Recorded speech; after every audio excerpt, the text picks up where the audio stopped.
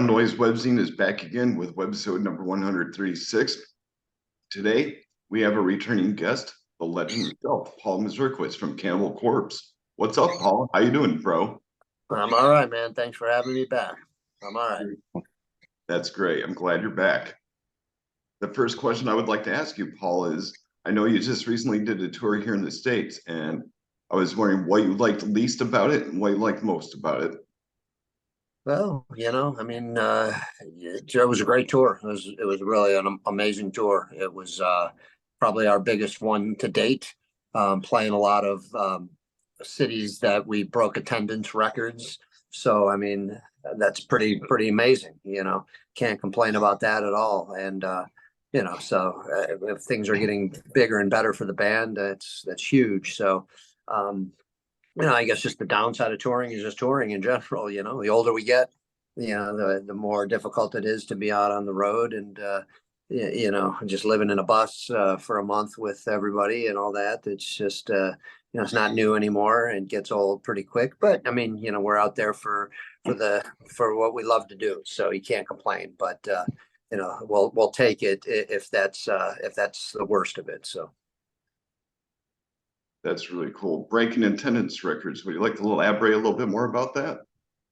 Well, just places we played like Toronto, Montreal, Detroit, playing upward around 2,500 people, 3,000 and a place or two. And, so it was just more than we'd ever play in certain cities. So it was pretty cool to have this higher attendance in the house. And it was a great package, of course, as well. So having three opening bands that are amazing and solid, that never hurts. But but it's cool to play in front of more people in some of these cities that we've ever had before. So that's really awesome because I saw you guys in Atlanta, and I had happened to say hi to you as I was walking through the door. You're like, "Hey," I'm like, "What's up, dude?" You're talking to somebody, and you're in a deep conversation. So I said, well, I'm just going to let him chat with this dude for a while. So I ended up waiting to go back inside, But you guys put on an excellent set and listen to Corpse Grinders saying, you don't know how much fun I enjoy saying that every fucking night about, the song I Come Blood. The way he introduces it is just phenomenal. Cool, man. Yeah, it was a good show. We were a great tour. What I don't understand is why didn't Chris ever do that? When he was in the band, announce the song like that, shooting blood out of your dick. Well, yeah, it's everyone's different, I suppose. So the time for that to happen is now. So that's right. Stage presence is mostly everything these days. Oh yeah. Right now, you got some questions for good Paul, man. All right. So first of all, Al, you forgot to introduce Roger. Oh, that's hey, right. Roger. That's our you have anything Roger to confess to Roger? Hey, Roger, what's up? You have anything to confess to him? Oh, just man, not really. I just I don't know these days, anymore. Just living life, man. Taking it day by day. Sorry, Roger. Nothing juicy for you. All right. My buddy Parker said to ask this off record, but I'm not good at listening. To ask you about Johnny Knobs. Yeah, great style, man. My man, our leader out on the road. Johnny Knobs, aka Screwy. Well, his real name's Jonathan Gerald, of course, but a lot of people know him as Knobs or Johnny Knobs in the biz. If you worked with him or what have you. But yeah, he's been with us for about 10 years now. And he's our front of house and our tour manager. So he does both jobs and he's doing a great job at that. So an amazing sound guy, of course. And, we're very fortunate to have him. And yeah, it's been a lot of fun, these past 10 years with Johnny Knobs. Too cool. All right. Always have trouble pronouncing this, but how'd you get the pedal deal with Cesare? What's it, Capito? Yeah, Charchi Capito. Yeah, Capito, okay. Yeah, that's pretty rare because of the lawsuit. Yeah, Well, I mean, a lot of drummers are using them more and more. Of course, you see their, their clientele or their artist list, I should say. And I was one of the first ones. I think the main big guy that was using them just before me was Nick Barker, and I've been using those for over 10 years now. And yeah, I mean, it's a Polish guy, Polish made, and he was a guitar player back in the day. I don't, he doesn't do it anymore. I mean, this is his full-time business. He was a blacksmith, and he just wanted to make a great pedal. He had the means, and he had the know-how, and he had the desire to do that. So I was, we're playing Brutal Assault, Czech Republic, like you said, about 10 years ago, maybe a little longer.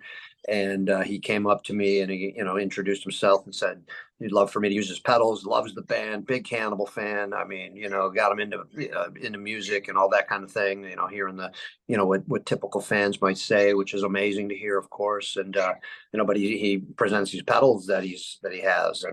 And I think actually I do remember Nick Barker was playing that festival as well. I forgot what band who he was playing with, but we were talking and he goes, "Oh yeah, these pedals are great." And he wasn't using them at the time yet for some odd reason, but he has a pair. And I'm like, okay, well, I'm in the middle of this tour, and I'd love to try them, but I mean, we're on a festival run here in Europe, and there's a lot of shows, there's no sound checks and things. I can't just say, "Hey, yeah, all right, let me use these pedals and put them on the kit and go for it."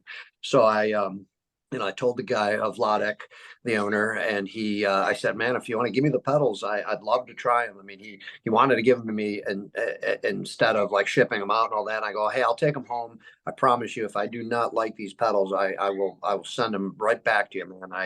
I'm that kind of a guy. I'm not going to just take your pedals and run here and whatever." But that's what I did. I remember we finished off the tour and I got home and put these pedals on my kit, and I was sold immediately. I mean, just incredible pieces of machinery, and they're amazing. I would totally recommend them to anybody. Basically, I know there's a little issue going on. I mean, he doesn't really want to ship to the United States, especially. I know Right.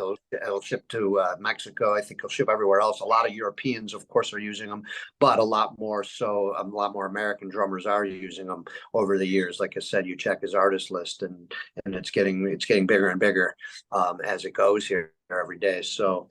But basically that was it, him just coming to me and saying, "Hey, loves the band, would love for me to use his pedals," and there you have it. And I've been using them ever since. So. Yeah, the only time I came across them personally, I was doing a promo shoot for a band. So I do the promo, and the drummer comes up to me. He's like, "Hey, can you get some pics with my pedals?" Like, okay.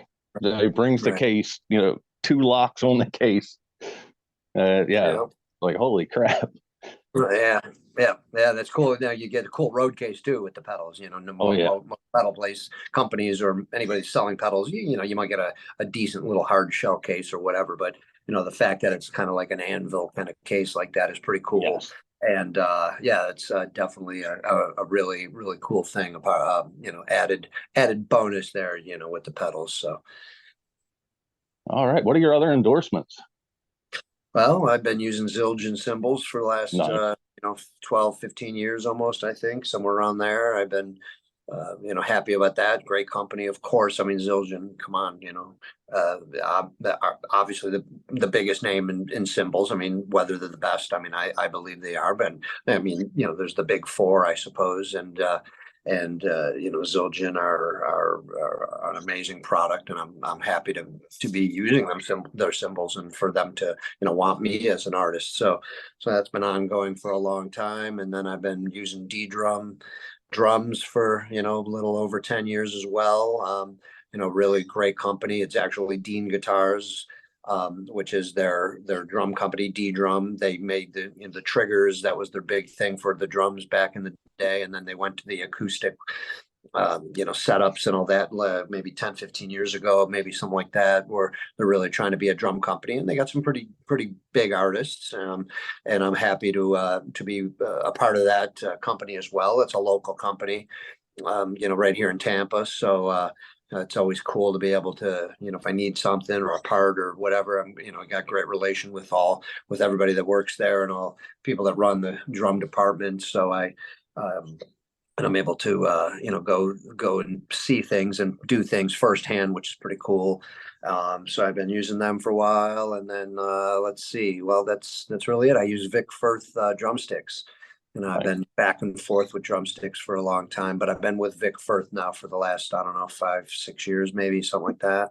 And another great product, also owned by Zildjian. Now I know there was a merger with Zildjian, so it makes it a little easier when I talk to my rep from Zildjian. He's my Vic Firth rep, so it kind of makes things easier to be able to deal with both of those products, I should say. So I think that's really about it. Yeah, because what else do I? That's it. I got cymbals, drums, and pedals and sticks. That's Nice. rounds out my my percussion product list, I suppose. So Real quick before I turn it over to Al, I think your videos need a warning label because I did my cardio today to your Texas show. I might have to call my lawyer. well, you can sue YouTube, I suppose. So, but yeah, man, they're some pretty crazy stuff. It's hopefully it'll be all right. Nothing too crazy for you. Well, I have a surprise for you today, Paul. And this Put that back in your pants. No, None of that. It's not. It's my anaconda. It's actually a surprise person. You might recognize this person, so I'm just waiting for him to say hi.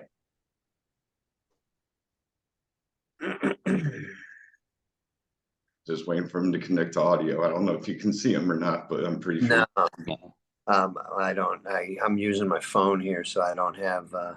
I'd have to look. I'd have to swipe here, maybe. No, it's on him. Yeah. Feel free to say hello. Hey, there he is. Lee, what up, bro? Hey, man, what's up, dude? How are you, man? Doing good. All right, good to see you, man. Hey, man, Florida living, right? That's right, man. At least the weather's starting to break, which is good, but still hot as hell. But we'll take it. It's starting to cool down. Definitely. Fuck yeah, man. How's it going? Yeah, it was great, dude. Great tour, man. Awesome tour. That sucks we didn't hit Florida, I don't know why. Kind of weird, but it was awesome. Great shows, great turnouts. I mean, awesome package, of course. I mean, it was awesome. So, Sure. yeah, man. What's next for you? Nothing really. I mean, I'm playing Heaven's Gate show next week here in Tampa. Oh yeah, where? The Crowbar. There's like a punk festival. I know our guitar player Mike set up some festival on the weekend. I think it's 2 nights at the Crowbar, and then the Sunday is some other show. It was supposed to be at that Born Free club that closed down. Initially, it was the Sunday was there, but yeah, we're playing the Crowbar on Friday. So that's kind of the next for me with jamming out with Heaven's Gate there, which is pretty cool. Having fun doing that, of course.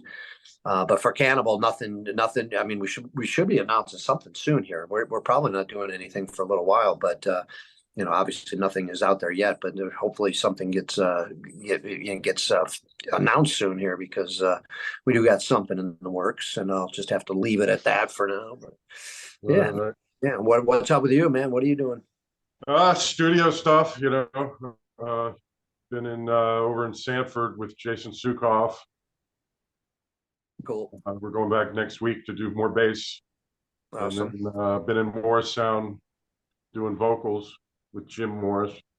Oh shit! Awesome, dude. Yeah. So if you see him, tell him I said hello. Of course, tell those guys. I will. I'm doing another project. I'm producing a singer from Greece named Mystique. And he's killer, like a clean kind of vocals, similar to Crimson Glory, the Midnight kind of style. And he really sounds like Midnight. He's killer vocals. But anyway, I've been producing that with Jim too, and cool. So it's cool, like reminiscing about the old Morristown days, and just hearing the stories from Jim. He's just a wealth of knowledge anyway. Yeah, of course. Yeah, that's great, dude. That's ironic that we're talking about Morrison. Just I know the Scott Burns book just came out, and you know, that's pretty cool to be a part of that. You know, and actually should be getting a copy any day now because I'd love to, you know, to read, to know more about it. You know, we knew a lot, but not everything. You know, so Right. it's I got one coming you know. through, man. So yeah. Oh, nice. Yeah, Yeah. cool, man. Cool. That's great. But Yeah. Well, definitely. well, shit. Well, good, man. All right, man. Sounds I'm like gonna you're, leave you guys back to it, man. I just wanted to pop in and say hey real quick, and yeah, man. Al presented the idea, so I figured I'd pop in and just Hey, give good surprise, man. Pleasant surprise. Great to see you, man. rock on, And, Paul. You yeah, cool, we'll bro. see you out there soon, dude. We'll see you. Oh, Take yeah, care, man. Lee. All right, man. Rock on. Bye. Later. Bye. Later, Lee. Later, man. Yeah, I figured I'd surprise you, Paul. You know, sometimes surprises are a good thing. Yeah, no, that's awesome. You know, I haven't seen Lee in a while. I think the last time we seen each other, we saw each other at a show a couple months back in Tampa here, and that was the first time I've seen Lee in a little while, other than him playing. I know he played drums for a show for Inhuman Condition a while back, and I saw that show. But yeah, so it's been a while. So always nice to talk to Lee and see him. So cool, pleasant surprise for sure. Awesome. Yeah, Lee's been one of my best friends for 12 years now or more since Oh, nice. 2009, actually. That's 14 Oh, years. So wow, awesome, man. That's great. That's great. He's a good guy, man, and great drummer. Great drummer, of course. All around talent as well. You know, extraordinaire. that's a great word. I like that word, extraordinary. You don't hear that word too very often. So fucking That's a fun one. I like it too. well, my next question for you, Paul, is this. How would you compare your new album, Chaos Horrific, to your last release, Violence Unimagined? What's better about it? I mean, you know, they're both similar albums, I think. You know, but I don't know. I think we're always just trying to do better. We're always trying to write the better song, like make the better record. So I think the sonically it might be better than Violence. I mean, Eric had some new gear for the studio and all that steps up that game. And you know, I think it's our best sounding record to date. Especially the ones that Eric have done, of course. I mean, and still to date, you know, it's even the best that we've done, period. But you know, so that in that regard, it makes it, I think, better. But I mean, I don't know, just the songs. I think the songs are awesome. I mean, I love Violence too. You know, I think that turned out great. It was a great album. But you know, but then we started putting these songs together for Chaos Horrific and start recording, and you're just like, man, I think we might have outdone it, you know, in our opinion, in our eyes, outdid Violence Unimagined. So, you know, that's to be debated, for people to talk about, what have you. You know, everyone's going to have their opinions, of course, but you know, but we do feel that we made a pretty cool record, and you know, and I think the songs maybe a little bit more. You know, maybe a little more catchy, perhaps, or something. But either way, man, you know, it's an album we're proud of, and you know, we're you know, we're happy so far that the fans enjoy it as well. So Okay, that's really cool because I've listened to both, and Chaos Horrific, to me, it just pummels the shit out of Violence Unimagined for some reason. awesome, man. Yeah, well, cool, man. Well, that's cool to hear. It's always great to hear what people are thinking about it, you know. And yeah, like I said, I think we feel the same way. Even though Violence is a great record, it is a really solid record, you know. I mean, some great songs on that, of course. But yeah, something about Chaos, it just took it to a different level, I think. So I'm glad, you know, cool that you have that opinion about it, and always good to hear. Yeah. Yeah, I jam on it at least one time a day, and it still slaps my face off every time. So Nice. Good to hear, man. Good to hear. You know, I good to love you hear. guys for that shit. So keep Awesome. up excellent work. Yeah, man, we'll just keep doing our thing. I guess we'll just hope we can just do what we do and do what we've been doing. So I don't see why not. So My next question is about the coloring book. Who came up with the idea for the coloring book? well, I think it was Eric, because I think Eric was presented knows the guy. He knows the guy, and then we, you know, what it wasn't something. It wasn't anything new either. When you look at who they've done coloring books with, this company, you're like, oh man, we're in good company here with Iron Maiden and you know, geez, I can't even remember who else. It was like 5 or 6 bands that they did coloring books, but I remember Maiden being one of them. And you're like, well, my, you know, hey, if you know, if a company like this is putting out an Iron Maiden coloring book, then why the heck not? So I know Eric. Eric knows the guy, and and they were talking about it, or the guy brought it up, and you know, Eric's like, of course, man, that'd be great. I'll bring it up to us and the camp and all that, and we were all aboard, all for it. I mean, I think it's a pretty cool idea. I think the fans are digging it. So far, the response has been great for the pre-orders and all, and something different. And how Alex stated, something another way for the fans to enjoy the artwork of Vincent Locke. So I think it's right up our alley, which is pretty cool. Yeah, I was really not surprised when I found out that it was banned in Germany. I'm just like, well, figures. Yeah, go figure. Almost every song by you guys is banned in Germany, except for Fucked with a Knife, but I Come Blood and a few others, but they won't let you play Hammer Smashed Face. That's so awkward.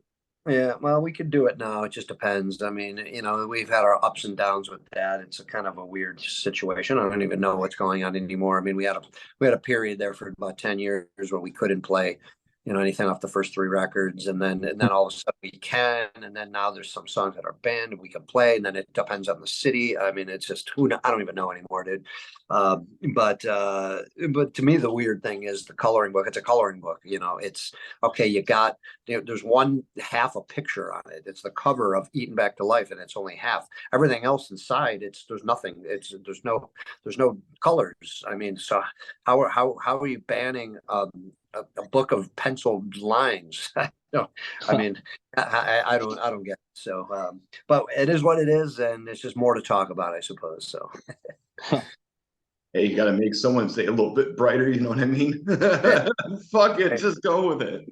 Yeah, that's right. That's right. Rhino, you're up, man. All right.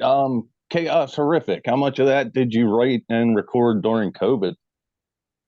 Well, I mean, you know, if you knew the story or heard the story, I mean, we have put it out there. What ended up happening was when we ended up, I mean, we sat on this record for a while because, yes, Violence Unimagined, got to go back to that.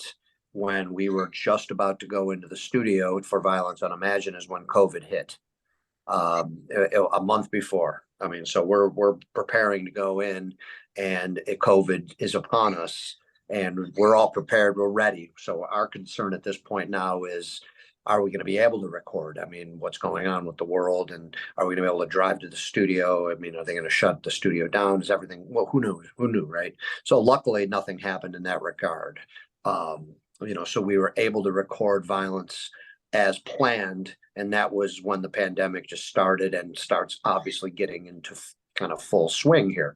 So when we were done recording Violence Unimagined, that's when reality kind of set in for us, because we weren't a band, right, going on tour like some of these bands that just put a record out. Literally, they were out on the road for a week, and then the tour got shut down because of the pandemic. So we got lucky that we weren't in a cycle of touring, but that we were able to record and have that time off. But now you're in that question mode and period of when's anything opening? What, you know, no one knew anything, of course, right? You know, 5, 6, 7, 8 months in, you don't know if this is going to last for 2 years. It's going to last for another month, right? No one knew.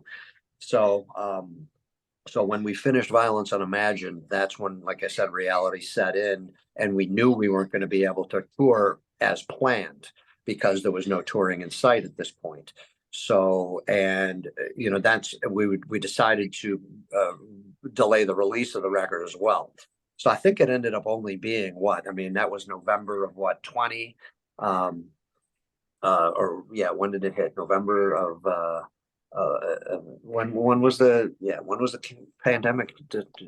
March right around March, right around St. Patrick's Day, everything shut down. Yeah, of 20, right? March of 20. Right. So we're done recording now. We're supposed to, our plan was to be probably to be releasing this record in November of 20 and go on the road. So yes, now we're done and it's in full swing. So we had to change that plan. We didn't know in touring, we had a little more control over the records, so to say. But yes, the touring aspect, we don't have a control at this point. So I remember management talking about delaying the record. Okay, we delay it. We're waiting. There was talk about delaying it maybe till the end of 21, and we were like, man, that's a long time. We're already talking if it came out when it was supposed to come out in November of 20, that it's going to be 3 years. And that's kind of how we like it, and we don't want to go any more than that. So the fact that we already have to go past the 3-year mark kind of stunk. So the management was talking about, well, we'd love to tour with the record and we're not sure when that's going to happen. Maybe we wait till the end of the year. And we're like, no, we made a decision to say, no, let's get that album out. Let's get it out. And that's what we did. When that come out, I think of April, I think it was April or something of 21 then. And, somewhere around there, I believe we put it out, and obviously there was no tour matching the record like you normally do. So we put the record out, and I think that was the right decision to make. It felt like, the fans needed something positive. I mean, music is what's keeping you going, probably for a lot of people in this, this trying time, of course. So all right, so then we released the record, and now we're still uncertain of when we're going to be touring. So I think it was maybe just before that when we were still deciding. It might have been at the end of 2020 when we were like, what do we do here? Hey, well, we don't know when touring is going to happen here. We have downtime. Let's start writing and record a new record. It was a little crazy. To go right back into that mode. Normally we're not used to that. Yeah, most your pattern at this point is you record, you release, you go on tour, and then another couple 2-3 years you do it again. That's what we've been doing for years now. So for us to just get done writing and recording a record, and then just to kind of go back to it immediately, for me it was a little tough. I mean, it was hard to get back into that time, that mentality, I suppose, because it's draining. It's a lot different than just being on tour when you're playing the songs you already know and you're playing live and it's live and all this. Now when you're writing and recording and learning and all that, it's I think to me it's a lot more taxing, and it's a lot more draining, and it's a lot more it's just harder all around. But it was the right thing to do. What are we going to do? We don't know what's happening. We have to utilize this time positively. So that's when we started writing, and we had a time frame to go. Let's go and record then in July of 21. And so the album Violence Unimagined comes out in April of 21. We're in the swing of writing the songs for Chaos, and we're going to go in and record in July. So obviously it was all under wraps. We didn't really want to tell anybody. We just wanted to kind of keep it as a surprise in a sense. And that's what we did. So we go in to record now in July of 21, and we're still pandemic's still in swing, but there's at least a little light at the end of the tunnel at that point. Okay, hey, looks like things are opening up. Tours are going to start happening, right? And then that's when we went on our first tour, or we played our first show. As a matter of fact, I guess it was August of 21 when we did the Psycho Vegas. So that was our first show. Playing since the pandemic hit, and and then the record's out, and then okay, we're playing the show, and then a tour happens at the end of the year. So it was so weird though to go, yes, all right, now we're done. We wrote this record, now we're going on the road, and we have this in our back pocket basically, but nobody really knows about that. And so we knew we had to sit on it too, and that was very odd and very bizarre, because we're not used to that at all. We're used to having this thing come out sooner than later. So it was crazy not to have, not to talk about it, not to mention it in press, not to talk about it to too many people, and then just to know, man, this thing's going to come out whenever it comes out. It's going to be it's going to be seem old already for us in a sense. And sure enough, it did when it finally came out. We recorded over 2 years ago almost, so yeah, it was a pretty crazy way to do things, but at that time there was no right or wrong, and you just had to do what you felt you needed to do, and that's what we did. And I think it all worked out, for the better. We utilized our time. Here we are now, able to tour, all that kind of thing. We got 2 albums out, relatively quick, being back to back in a sense, but still, it's I don't think anyone minds. I think the fans, are happy whenever we can release anything. So there you go. That was the story in a nutshell. How it all went down, for Chaos Horrific. Yeah. All good, Paul. I was going to ask you about All your. right, back. How's your daughter feel about Cannibal Corpse? Does she like it? You broke up. Not really, it's not her thing. She likes music, but she's not really into it. She knows and she understands what I do, and that people like it, and she's got some friends that love the band and all that. So she finds it interesting, I suppose, that people freak out when they find out that I'm her father, and so she come home. Hey, there's the one kid at school, if he'd love to get an autograph. I'm like, no problem. Yeah, sure. So, but yeah, no, but her as a death metal fan, no, she's not into it. Yeah, I figured I'd throw that out there because sometimes the offspring of, people's musicianship, transfers to the offspring, but some people just don't pick up on it, I guess. Yeah. Yeah, it depends, I guess, some, it just depends, right? Not always, but a lot of times, yes, but not always, right? Paul, I got a good question for you. What would you say are your top 5 favorite Cannibal Corpse songs? Yeah, man, it's a tough one, I mean, it's really a tough one. I mean, I don't, that's very difficult. I mean, Hammer Smash Face, of course, I think is just knowing that the fans love it as much as they do. And when you're, playing that one live, and, everyone's waiting for it, and, the reaction you get. I mean, it's a fun song to play. It is a fun song to play. It never gets old. You never go into a tour or go into a show going, here we go, gonna play Hammer again. I mean, it's it's it's gonna be what it is. It's going to be a like I said, great reaction, and the fans are going to go nuts and all that. So in that regard, you're going, yeah, man, it is a good song, and have fun playing it. So that's that's probably be the top one in a sense. But yeah, as for a favorite, it's hard, man. There's so many songs, I mean, it's just like, gosh, I don't know, I like a lot of the old stuff, I listen to a lot of the stuff, from Eating Back to Life and everything. That's the very some really cool riffs happening. The Bleeding, what a great record that turned out to be. Arguably our best record. Overall, maybe for songwriting. Really, really cool stuff on that record. So that's tough. That's a tough one. I don't know if I can really fully answer it.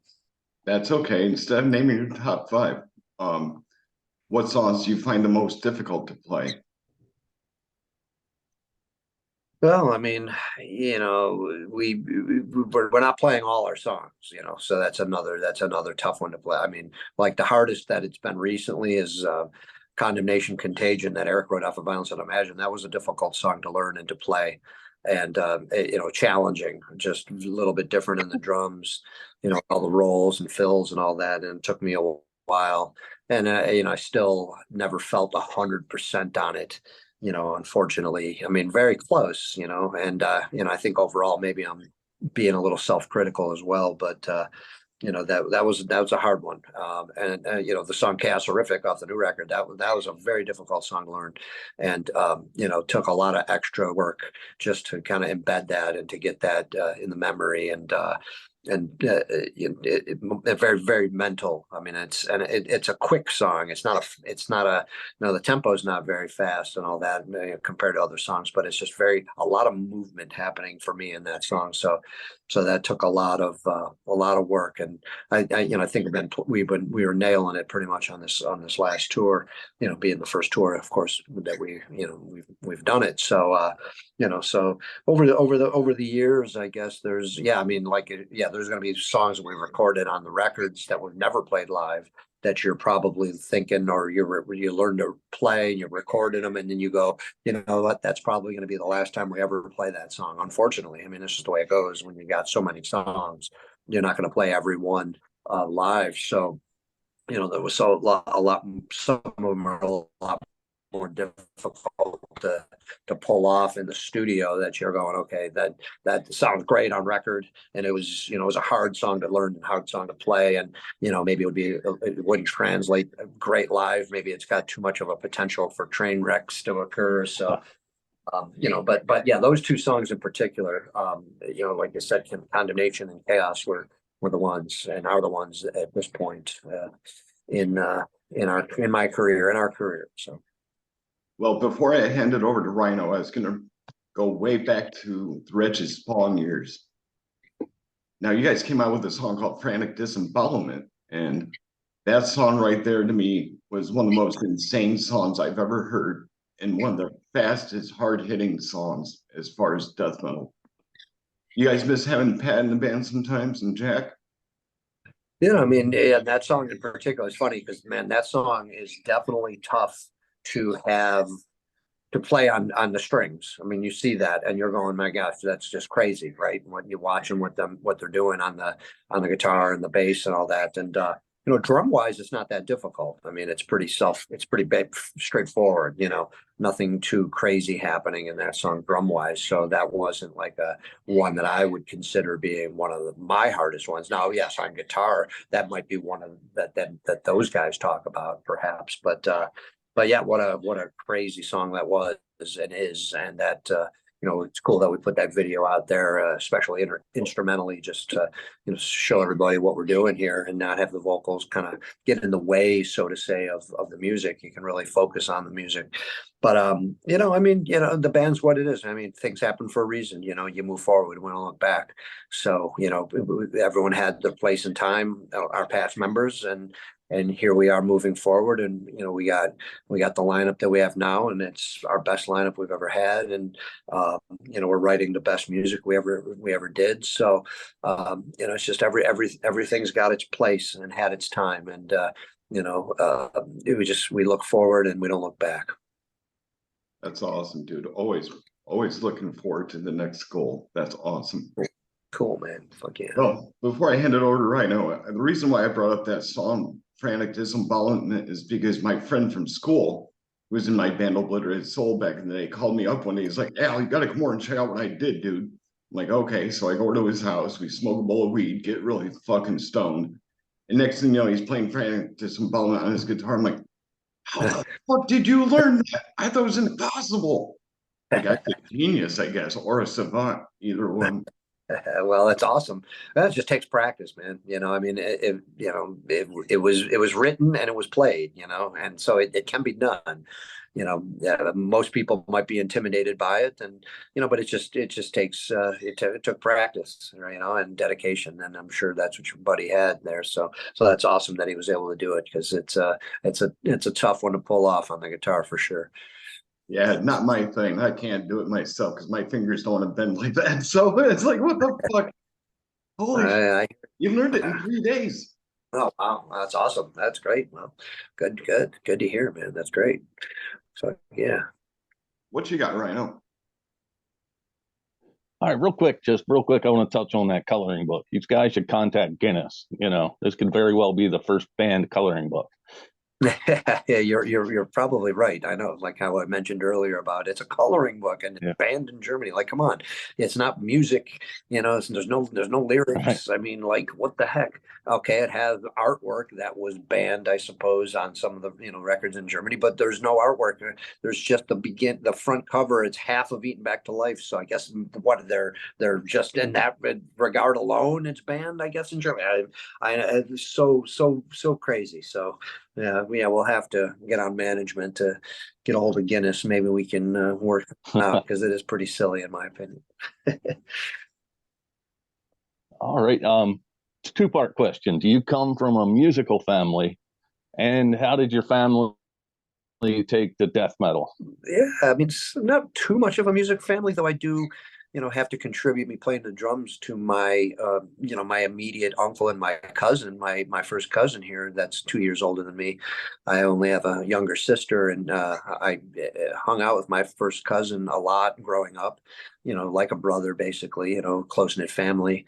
So you're always around your cousins and aunts and uncles and grandparents and all that, and he was a drummer and still is a drummer, as a matter of fact. And my parents weren't really big music people. I mean, my dad had his collection of albums and 45s and all that, and but I wouldn't call him some major music guy. He probably, like most people, yeah, liked music. He had some albums, but that was really about it. And so that's how I got into music at a young age, just going through his collection and putting on the records and the 45s that he had. And that's what kind of got me into just like hearing differences and hearing certain bands, like never forget hearing like the Kinks for the first time. And they're just like, wow, that's pretty cool stuff, at being what, how old I was, 8 years old or something like that, 9 years old. um but that's how I kind of got into just music in general and listening to the radio, of course, but it wasn't like, yes, my parents are musicians or going to concerts all the time or anything. But say my cousin was a drummer, 2 years older than me, so he had a drum set in his house. And my uncle actually played drums in a polka band, because being of Polish descent, and I'm Polish, and my uncle played drums, and he was in a polka band that I remember going to see, or not going to see, but watching them play. Like my cousin, my other cousins. This is the other side of the family. This was on my dad's side. They would have parties for my one cousin or one of my cousins, and the polka band would be playing in the garage or what have you, for the birthday party. And so seeing like just live music close up like that was pretty intriguing and pretty captivating, when you can see drums being played like right in front of you, as opposed to seeing it, like, say, on TV, or just hearing it, or going to a concert where you may be like so far away you're not really being able to be right next to it. So that was definitely intriguing and captivating for me. Seeing him play the polka, playing music like that was pretty cool. But my cousin, like I said, being 2 years older than me, and he was the one that got me into certain bands, like Kiss and Rush, and all the bands that he liked, that were up and coming here in the early 80s, late 70s, kind of a thing. So, and then I would go to his house, and he would have his drum set, so he's playing, he's rocking out, of course. And so I remember as a late teen, because I'm late kind of comer to the drums. I didn't get my first kit till I was like 16, and started playing then. But I remember going to my cousins. I guess I was probably around 14, 15 years old, 14, and then sitting behind his kit in his bedroom, and just kind of just fiddling a little bit, and not really doing too much, but just sitting back there and trying to hold a beat, without anybody showing me. Not like, hey man, his name was Jerry. Hey Jerry, what do you do? And it was just sit behind the kit and just kind of play. And I'm like, man, I got a little bit of rhythm. I think I can do this. Nobody's showing me anything, and I feel like I could possibly do this. And this is, it seems like an amazing instrument, and I obviously already knew it was, but just sitting behind playing one, for a little bit like that, and then having, like I said, no one telling me or showing me, what to do. I felt I could do this, you know, and I wanted to do that. So that's kind of how the drumming started, basically. But you know, but yeah, I mean, if it wasn't for him in a lot of ways, my cousin Jerry, then you know, maybe things would have ended up differently in musically, maybe not. I don't know, because like I said, I was getting into it at an early age from my father with his albums, but my cousin really propelled it in my early teens, you know, going to concerts with him, and you know, just him opening the doors to, you know, more of the metal, hard rock and metal that was out there at the time that I probably would have just not been aware of, being, you know, 2 years younger than him at that point. So that's basically how all that went down, you know. So pretty cool. Cool. How'd they take the death Oh metal yeah, aspect I of it? forgot about that. Yeah. Well, then, you know, then you fast forward, of course, and now, you know, I'm playing drums, and yes, the whole musical scope is changing in the '80s like that, and we're going from, you know, rocking out and just hard rock to, you know, heavy metal, then to thrash metal, and then we're starting playing, and you know, thrash is of course our biggest influence at this point in the mid '80s, and you know, then you know, it's starting to morph into this death metal, and that's when Cannibals formed and all that. And you know, so then you know, I'm a late teen now, and I'm you know, in Cannibal Corpse basically, and yeah, my parents are, you know, what the heck is this kind of stuff? You know, what you know, what are you doing? I mean, obviously, you know, not music to most people back then, I would think, and it's so new, and it's for a niche crowd, and it's for the younger generation, and you know, but you know, but they were cool to let me do what I wanted to do. You know, they didn't stop me. They you know, they helped me along. You know, they gave me support, of course, to do what I wanted to do. Whether they understood it or liked it, it didn't matter. You know, I mean, I'm sure my mom would have liked me to play more, you know, simple music, or more maybe being a Christian band or something like that, being the religious person she was. So, but you know, she knew how I was as a person, and this is my love, and this is what I'm liking and what I want to do. So, you know, but you know, I think it was still a little difficult for them in the beginning, you know, because it's so new and abrasive and hard and all that kind of thing, and the subject matter and all of it, you know. So yeah, and then we're not, and you know, we're trying to make it in the business here, where you know, I remember my dad just saying, you know, like most parents probably at any point, you know, hey, oh, I want to be a musician. Okay, yeah, sure, everybody does, you know. Like, well, guess what? You need to have something, a backup here, because you know, not everybody makes it, you know, kind of a thing. And he's right, of course, you know. We're fortunate, and we got a lot of luck involved and everything, hard work, all those things. Um, but but when we finally started to make it, right, and we're like, you know, hey, Dad, Mom, we're putting a record out. We're going to Europe to tour. I'm sure they were a little blown away by all that, not expecting these things to happen. Like, obviously, we weren't either. But you know, the fact that I'm sure they're thinking, wow, our son's actually doing it. You know, this is happening. And as time went on, you know, and here we are. We're putting on another record. We're touring again. All those kinds of things, and became more of a reality. Like, this is really something's going on here. You know, something that's you know, the band's starting to make it, starting to, you know, we're doing something. So I remember my dad really kind of coming around a little bit more so around the Vile era. Took him a little while. I mean, I know they were supportive, but they weren't coming to the shows. They weren't, you know, really interested too much in the personal aspect of it, other than, you know, they know I'm happy, I'm doing what I want to do, and they're proud of me, I'm sure. But at the same time, it wasn't like, you know, they're diving into the deep end of like, oh, you know, let's go to all the shows and let's listen to the records and all that. But my dad became that person. I mean, like I said, around Vile, I was blown away. I remember him coming up to me when Vile came out and goes, "Man, Paul, I really like this album. I love the song Perverse Suffering." And I'm like, wow, my dad's telling me this stuff. This is amazing. You know, like he really started to embrace it then, you know, which was awesome. I was so fortunate to have that. And then he became our biggest fan. I mean, my dad was the biggest fan of the band, and biggest fan of me, and seen so many shows. I mean, you saw I dedicated Violence. I think it was Violence on Imagine, dedicated to his memory, because he passed back in 19. And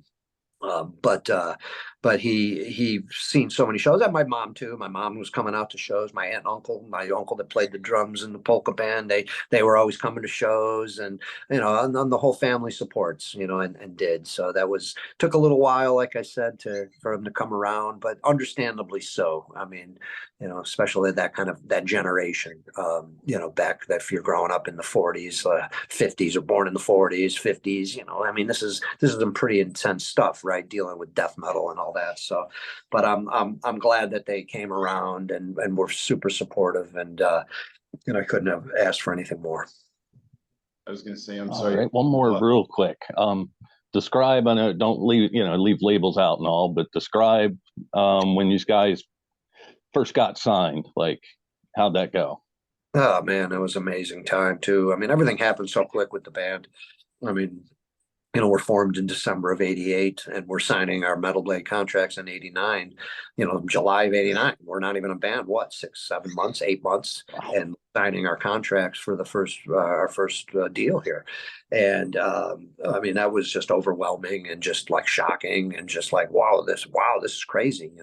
I mean, this is happening so fast, and we're excited for it, but no one would have thought that this would be happening this soon, perhaps. I mean, you're hoping, of course, you have those desires and those wants, but some bands might never make it, like I mentioned earlier, or it might take years for them to get to the point of maybe signing a record label, a contract. So yeah, it was just we made a demo. We played our first show in March of 1989, opening for Dark Angel. We wanted to have a demo available, since we got this show, we're opening, and we've only said we're only a band for a few months. Okay, let's make a demo tape, and we can sell it at the show, of course, and that's what we did. And then we have a demo. Well, yeah, well, let's shop it around, of course. We'd love to be signed, and we shopped it around a few labels, and we heard back from one, and that was Metal Blade, and Brian Slagle wanted to sign us, and we did, and that's how it went down. It was almost kind of like super easy in a way. It was not the way, like I said, it goes, or it usually happens, but I mean, I guess the music spoke for itself, and we had a good demo tape with some cool songs, caught Brian's ear, and he was interested, and then here we are, signing our contracts, recording our debut album by the end of the year, and we're that's like, what the hell's happening here? I mean, what a crazy time, and how everything happened so fast like that. But it was pretty exciting, for sure, very exciting. That's badass. Almost 35 years on the same label. Yeah, I know. Pretty cool. It is definitely pretty awesome to be involved and to know. Yeah, Brian's, of course, we're good friends with him, and Mike Faley and Tracy Vera, people at Metal Blade. I mean, that have been there since the beginning. I mean, it's a family, of course. I mean, they're our record label, but they're our friends too. So it's a pretty cool relationship. Yep. I was going to say something about polka. Could you guys imagine if Weird Al were supposed to do a cover of the song Hammer Smash Face? I wonder how it would sound with that accordion of his. It probably sounded pretty cool. I mean, Weird Al's he's a great musician, and he's obviously great at parodying or whatever the word is, making parodies of some cool songs. That would be pretty cool. We'd be honored and flattered, of course, if he ever did. I don't know if it would be called Cabbage Stuffed Face or something like that. Oh, I'm sure it'd be something pretty cool, pretty funny, for sure. It reminds me of Cannabis Corpse when they came up with that song Reefer Stashed Place. And I was like, Cannabis Corpse? I wonder how Cannibal feels about them. Did you ever listen to those guys, Cannabis Corpse? If the story behind that was we got a message, and it was from, I guess it would have been from Phil, and I forgot who we got a hold of. He got a hold of us somehow, and he said, "Hey man, I want to make this band. I love you guys. I love Cannibal Corpse." Phil from Municipal, from Cannabis Corpse, and he's like, I want to call this band Cannibal Corpse, and I'm only going to do it if you guys, if I have your blessing. You know, if you guys say no, you know, that you don't want this to happen, okay, so be it. And we're like, man, that's amazing, dude. I mean, we're flattered, we're honored, you know, that you're going to make a band that you love us that much, and you want to do a parody. I mean, so and to bite off of, you know, right, songs, change all the titles to weed songs and all that kind of stuff. And so we were like, you know, why not? Yeah, of course, dude, go for it, you know. So that's how it all came about. So that was cool that he asked us, because of course, and I think regardless, if he didn't ask us, it would have been pretty a cool thing to find out that, you know, somebody's doing that, and you know, it's a form of flattery, and they're just like, well, that's, yeah, pretty cool. You know, you've made it, I guess, or you're moving people in a lot of ways for that to happen. So yeah, pretty fun stuff. Yeah, it still makes me laugh with some of the song titles, especially Disposal of the Baggie instead of Disposal of the Body. Every That's time great. I hear that, it's just like Disposal of the Baggie. Well, They came up with some great ones. Oh, amazing, funny, isn't it? Yeah. wanted at birth instead of Yeah. butcher. Birth. Yeah, Fucking hilarious. some great ones. Oh, I love it. Yep. Well, I was going to ask you, I know you like to play hockey still, right? Are there any other hobbies that keep you in shape? Are you still vegetarian? Oh yeah, I'll always be vegetarian. If anything, I'm gonna have to go vegan at some point. We'll see. And that might be tough. I've been vegetarian for over 20 years now, and that'll never change. I know that for a fact. And yeah, not hockey. That's it, man. That's what I do. It's part of me. You know, it's been playing skating since I was 5, and you know, I'll be playing hockey till I can't walk anymore, till I can't move. So that's my other passion, and that was my lifelong, you know, thing that I done for the longest time. I guess maybe even longer than playing music, into music. So that's it. You know, really, you just I'm simple like that. You know. But yeah, I wish I could play more. That's the thing. I'm down to one a week, one game a week, one skate a week. You know, it's just tougher to get more in with being so busy and with the band and my daughter and, you know, my girlfriend, all that kind of stuff. I mean, I wish I could play more. I was playing a lot more back in the day, but you know, hey, one a week, I'll take it. But yeah, I'd love to play more. Go Sabres. Yeah, go Sabres. Let's see if this could be the year. You know, let's get into the playoffs. You know, it's Yeah, fun. Al's a figure skater, by the way. Yeah. What's that?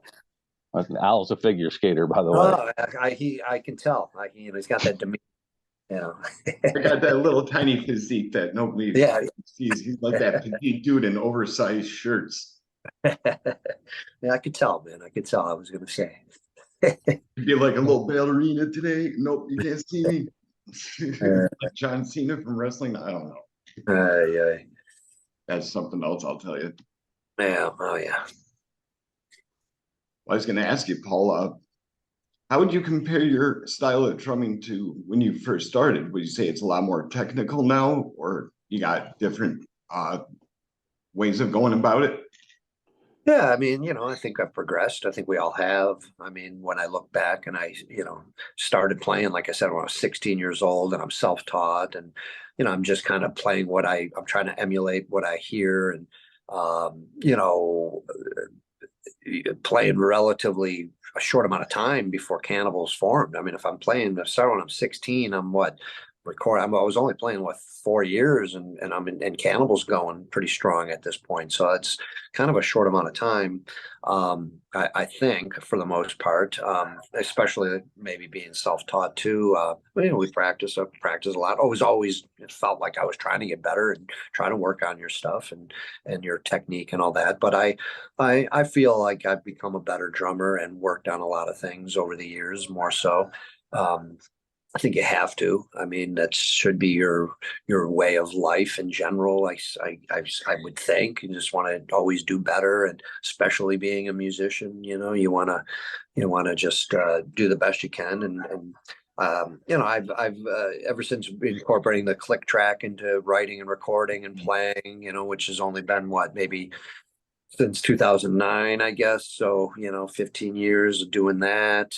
That's helped me being a better drummer, and just, you know, I think the songs that we're writing becoming a lot more technical, not all, but we've got a lot more technical than we were maybe in the past. So that's going to make things a lot more challenging, and have to, you know, learn some songs, you know, that maybe I wouldn't come natural to me, kind of a thing, maybe like it did in the early days when it was a lot more primitive and a lot more just primal.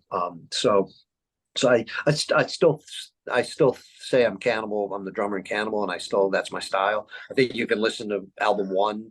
You can listen to Eaton and up to Chaos, and everything in between chronologically like that. And you're going to go, wow, you know, yeah, it's Cannibal. It's always going to be Cannibal. You're going to hear it. And a lot of that, I think, has to do with my drumming, because it's nothing too off, you know, kilter or anything different. It's not like all of a sudden one day I'm being this major tech drummer that's doing all this crazy stuff. It's not me, you know. So maybe I'm adding some subtle things in there, and some things are going to be a little bit different as you go. But overall, I think you tell it's Cannibal Corpse, you know. I feel that you know, that I just gotten better over the years, and you know, my work ethic maybe is getting a little bit better too. The older you get, I think the more time you know, or the less time you feel you have, I guess, you know. So you look at it like, man, every second, every day is of the essence here, and you know, let me make the most of it. Let me go out on top here, and you know, do the best I can do, more so than ever, perhaps, because, you know, you never know when the end's going to be here. So it's all day by day at this point. So, but yeah, man. So I think you know, I think I've gotten a little bit better over the years, I hope. Do you think triggers changed your playing style at all?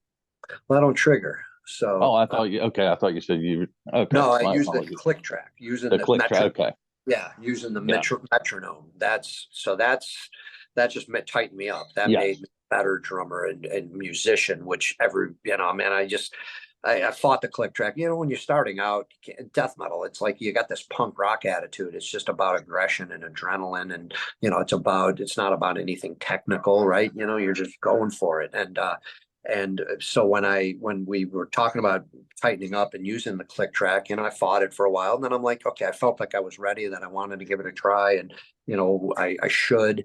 And as soon as you started using it, and I got it kind of wrapped around my head a little bit more, then you're looking back and go, man, what an idiot I was. I wish I would have done this years ago, you know. Like it made me a better drummer, of course. I mean, come on, you know, makes you a better musician. And so that's helped. But yeah, no triggers. I've never triggered live or anything. You're going to trigger maybe a little bit in the studio, you know, just to kind of have some more consistency, and certain maybe some things you might trigger the kick drums, and you know, maybe a snare drum or something. But live, never triggered. I'm not a trigger guy. I'm old school. Just want to play as best as I can, you know. And if there's going to be some subtleties in the hits, I guess, you know, that's so be it. You know, it's natural. But yeah, I mean, yeah, never triggered. No, wasn't my thing. So. My buddy, he's used click tracks for a while, and like people come up after shows, you know, what do you recommend? He's like, click tracks. Yeah. He's right. No, I mean, it's definitely, like I said, if I'd have embraced it earlier on, you know. But then again, it's weird. I always talk about that, you know, like say I would have learned, even if I would have taken formal lessons, and maybe I would have started playing to a click track since day one. Well, then maybe Cannibal's a little different than it ended up being, because my drumming style is reflecting on just me being like just a guy that doesn't have any schooling, and I'm just going for it. I'm doing what I feel is right, you know, as opposed to where maybe somebody's telling me, well, this isn't right. Maybe I would have felt differently, and maybe the songs, maybe my drumming's different. So you know, you don't want to look back at any of that and change anything, but at the same time, you know, for just being in a drummer's sense, being a better drummer, maybe it would have helped me earlier on. But you know, it all happens for a reason. I'm just glad it finally, I guess, did, and that we're writing to the click, you know, since Evisceration Plague, and you know, playing live with the click and all that. I mean, it makes us a tighter band. It makes us, you know, sound just all that much better, you know. So I would say the same thing as your buddy. You know, you would recommend that to, you know, to anybody, you know, knowing what we know now. I was gonna let you guys know we got 5 minutes left in this. All right. And if you want to come back for part 3, we can, if you still have time, Paul. Well, how much more we got, man? I don't know how much time we got here. I don't know how much time I got. I mean, an hour is so usually pretty good here. I don't know if I can really go for too much longer here. Otherwise we'll be here all night, man, and we gotta cut it off somewhere. So Yeah, I don't want to overextend your welcome with you like yeah, that podcast does. They'd like to go beyond the norm for like 4 yeah. hours at a time. Like, Well, I got information. Yeah, I got some stuff I gotta get done here. So I figure in a half we got it over an hour. We're pretty good here. Okay, because there's 4 minutes now, and Rhino, you mentioned that I'm a figure skater. How's that men's only magazine doing for you called Mailbox? Woo. Let me jump to a question since we have 4 minutes. I love asking this. Have you had any paranormal experiences? No, I haven't actually. No? It's funny you mentioned that though. Like I was sleeping the other day, and man, I could have swore I could have swore my toilet flushed. And then I thought, and I was half asleep, and then I'm like, you know what? My cat likes to do that every now and then. So I'm thinking my cat did it, but it freaked me out for almost like a half of a second there, going, man, what the heck was that? Really? Huh, weird. So, and that was just this shit. That was just last week. But no, other than that, no, nothing that I can sit here and go, man, yeah, this happened, or this is a story that I can think of that nothing comes to mind at all. So. Too cool. Yeah. Senor Al? Yes, sir. Well, I guess that's about it. We got a couple more questions here for you, Paul. Then we'll let you get up on your way to do what you got to do. All right. What do you got? Well, what would you like to say to your fans that are listening? Yeah, just thanks for the support over the years. If it wasn't for the fans, we wouldn't be here. So keep up the good support, man. And I thank you. And finally, do you have any last words for Underground Noise Webzine? No, man, just thank you for the interview. It's been fun talking to you guys, and I'm sure we'll do it again at some point in the future. So, thanks for all you do for the scene too. That's zines like this and podcasts and all that kind of thing. It's needed for the support of the music, and the fans really enjoy it as well. I know that. So thank you. You're welcome, Paul. Keep rocking. We love you, man. All right, man. Hey guys, thank you so much. It's been so much fun chatting with you guys. We'll do it again sometime in the future. All right. So Sounds great. all right, man. Brutal. All right, you have a good one. You too, bro.